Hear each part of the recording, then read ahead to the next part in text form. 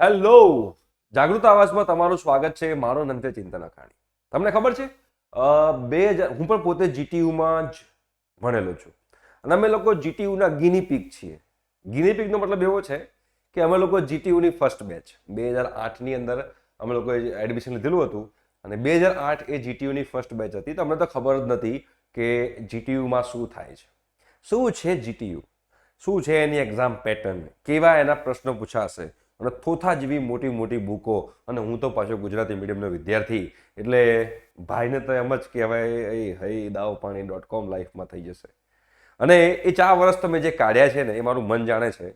તો તમારા માટે તો જાન ચીકણ ને જલેબી છે. એટલે હું તમને મેં જે ટ્રિક્સ એન્ડ ટિપ્સ એ 4 વર્ષની અંદર મેં વાપરી હતી એ હું તમને તમારી સમક્ષ મૂકીશ અને બીજી એક્સ્ટ્રા પણ મૂકીશ જે અત્યારની ટેકનોલોજીનો યુઝ કરીને આપણે યુઝ કરી શકીએ છીએ.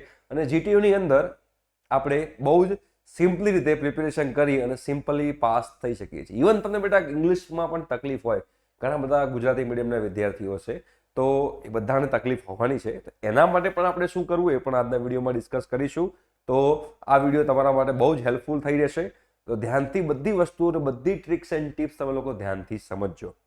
ઓકે બેટા, તો આ જે એક્ઝામની પ્રિપેરેશન કેવી રીતે કરવી, દેખો અમે જ્યારે જીટીયુમાં હતા ને ત્યારે જીટીયુમાં અમે જીટીયુનું ફૂલ ફોર્મ એવું રાખેલું હતું, ગમે ત્યારે ઉડે. જીટીયુ ગમે ત્યારે ઉડે અને ગમે તેમાં ઉડે. ગમે તેમાં ઉડે જીટીયુ ગમે તેમાં ઉડે. એટલે આપણે ક્યારે આપણે એમ થતો હોય છાતી ઠોકીને બહાર આવ્યા કરે 50 માર્ક્સનું લખીને આવ્યો છું, 40 માર્ક્સનું લખીને આવ્યો છું અને 40 માર્ક્સનું લખીને આવ્યો પણ પછી માર્ક્સ આવે ને ત્યારે આપણને ખબર પડે માય ગોડ FF ગ્રેડ આવ્યો. બટ ભગવાનની કૃપાથી મને કોઈ દિવસ કેટી આવી નથી. પણ મારા બીજા ઘણા બધા ફ્રેન્ડ સર્કલની અંદર આ બધી વસ્તુઓ મેં જોયેલી છે અને અમે લોકો એના કારણે જ હું એવું આશા રાખું છું કે આપણા વિદ્યાર્થીઓને પણ આવું કોઈ જગ્યાએ તકલીફ પડવી જોઈએ નહીં, હે ને. તો સૌથી પહેલા ગમે ત્યારે ઉડે ગમે તેમાં ઉડે એટલે કે જીટીયુની અંદર તમારે શું કરવાનું છે.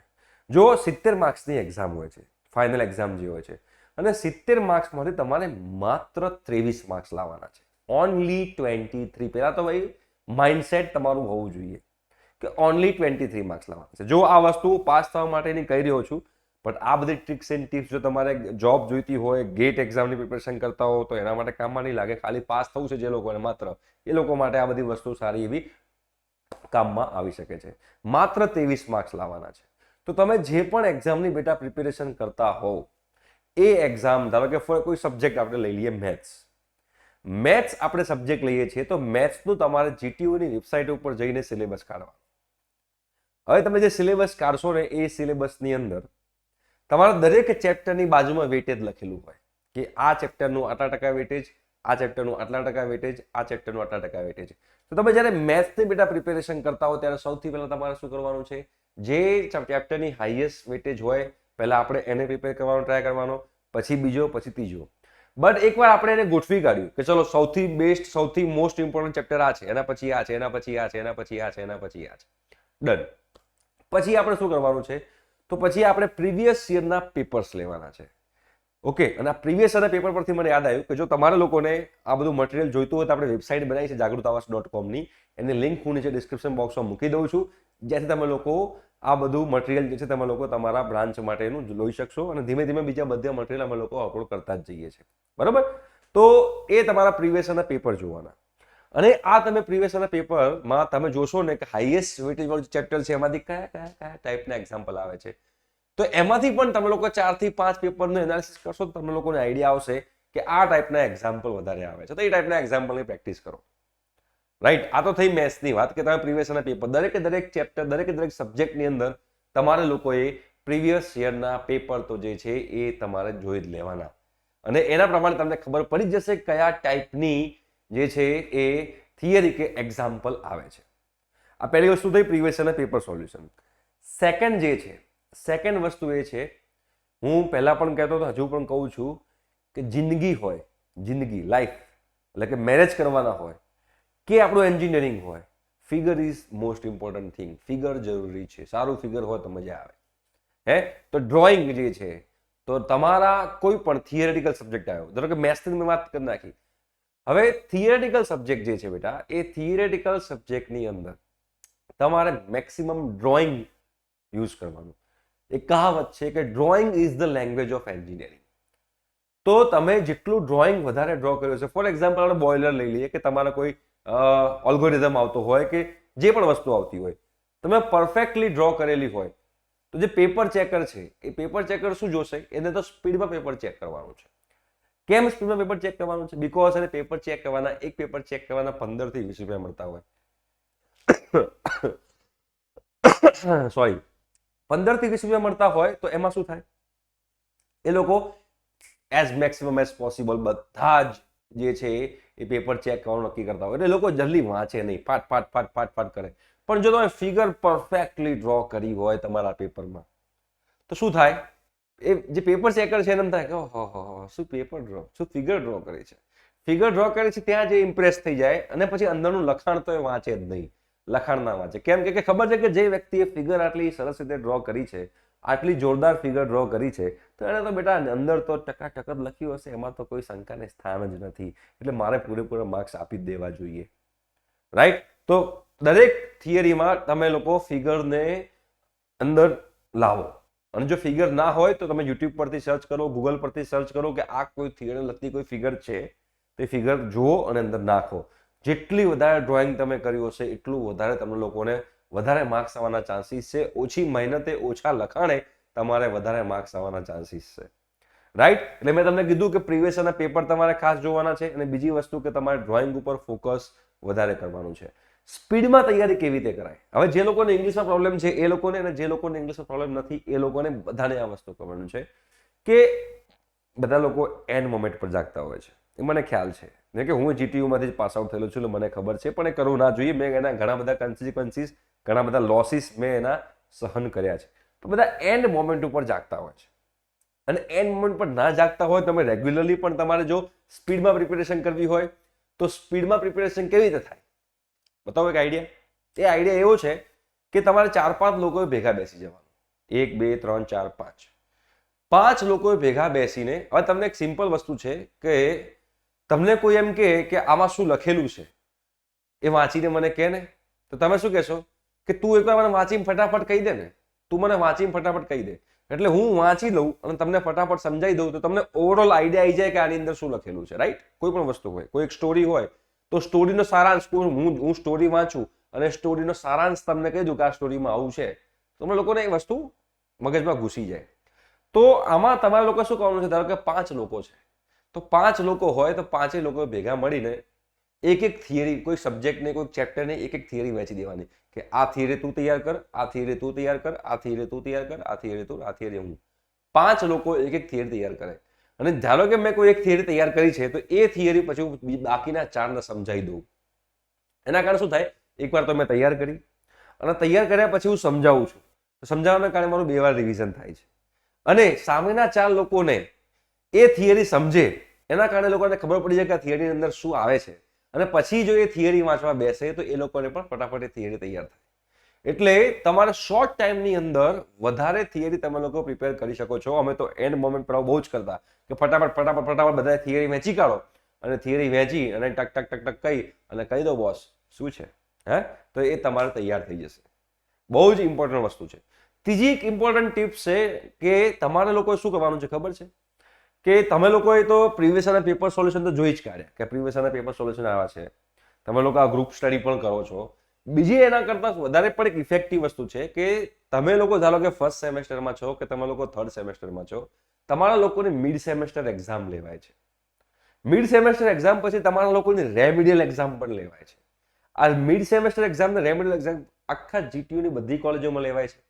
તો જે ટોપની જીટીયુની કોલેજો છે, ફોર એક્ઝામ્પલ આપણે એલડી કહી દઈએ, વીજીઈસી કહી દઈએ, કોઈ પણ government engineering college, GEC Rajkot, GEC Bhavnagar, કોઈ બી એસવીઆઈટી, કોઈ બી તમારી જે જીટીયુની અંડર આવતી કોલેજ છે, એમાં તમારા ફ્રેન્ડ્સ તો એમાં હોવાના જ છે. તો ફોર એક્ઝામ્પલ હું એલડી વાંચું અને કોઈ મારો ફ્રેન્ડ વીજીઈસીમાં છે, તો હું એને ફોન કરીને કહીશ કે તમારે વીજીઈસીમાં જે મેથ્સનું મિડ સેમેસ્ટરનું પેપર છે મને મોકલ, અને તમારે એલડીનું મિડ સેમેસ્ટરનું પેપર એને મોકલવાનું. એટલે તમારી પાસે તો એલડીનું મિડ સેમેસ્ટરનું પેપર છે જ, પણ બાકી જેટલી કોલેજમાં તમારા ફ્રેન્ડ્સ છે એમની પાસેથી મિડ સેમેસ્ટરનું પેપર મંગાવો અને બધા પેપર મૂકો અને જુઓ, તો તમને ત્યાંથી પણ આઈડિયા આવશે કયા કયા ઇમ્પોર્ટન્ટ ક્વેશ્ચન્સ છે, કયા કયા ઇમ્પોર્ટન્ટ એક્ઝામ્પલ્સ છે. અને બધી ભલે તમે એલડીમાં હો, બધી કોલેજના મિડ સેમેસ્ટરના પેપર સોલ્વ કરી નાખો. બધી કોલેજના રેમિડિયલના જે પેપર જે આવે છે એ પણ તમે સોલ્વ કરી નાખો. તમે આટલું કરશો ને તો તમારે 110% હું ગેરંટી આપું છું કે તમારે ઇઝીલી માર્ક્સ આવે ને આવે, એમાં તમારે કોઈ ટેન્શન લેવાની જરૂર નથી. બરોબર? એટલે આ રેમિડિયલના અને મિડ સેમેસ્ટરના પેપર જે છે એ તમારે જોવાના. અને ચોથું સૌથી ઇમ્પોર્ટન્ટ વસ્તુ કે તમારી કોલેજમાં જે તમને ટ્યુટોરિયલ જે આપે છે એ ટ્યુટોરિયલ પણ તમારા લોકોએ જોઈ લેવાના. અને બીજી બધી કોલેજોના પણ ટ્યુટોરિયલ તમારા લોકોએ જોઈ લેવાના. આ તમે કરશો ને તમારે કોઈ બુક પરચેસ કરવાની જરૂર નહીં પડે, કોઈ બુક પરચેસ કરવાની જરૂર નહીં પડે. બટ આટલું તો તમારે કરવું પડશે. બરોબર? હવે જે લોકોને ગુજરાતીમાં પ્રોબ્લેમ હોય એ લોકો શું કરવું? આ એક બહુ મોટી સમસ્યા છે કે સાહેબ ગુજરાતીમાં પ્રોબ્લેમ હોય તો શું કરવું? જો હું પણ ગુજરાતી મીડિયમમાં ભણેલો છું, તો જે લોકો ગુજરાતી મીડિયમમાં ભણેલા સ્ટુડન્ટ છે એ લોકોને પહેલા તો હું કહીશ એક જ વાત કે તમે હો કે ગુજરાતી મીડિયમનો કોઈ પણ છોકરો હોય, બધાને જ પ્રોબ્લેમ થાય છે.